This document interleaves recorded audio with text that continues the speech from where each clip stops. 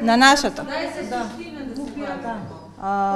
Во оваа прилика би сакала да кажам дека живејќи во едно општество во кое корупцијата се смета за тешка болест, кое што го попречува владењето на правото, на демократијата, на остварувањето на човековите права, ја руши стабилноста на институциите и ги продлабочува и ги руши корените, моралните корени во нашето општество, присутна е се повеќе секојдневно, а граѓаните во отсуство на систем на вредности и систем на интегритет се повеќе ја толерираат и ја прифаќаат како начин за остварување на своите цели.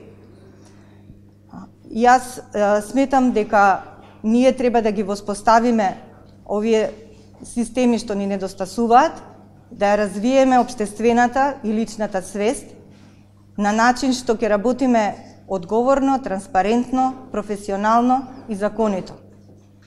Јас чувствував лична, граѓанска, професионална, но и морална одговорност да се пријавам на овој прв отворен конкурс за членови на Државната комисија и сметам дека оваа комисија, која што е составена од професионалци, ќе застане на браникот на јавниот интерес и дека, работејќи транспарентно со целокупната јавност, ќе создаде една моќна антикорупцијска сила.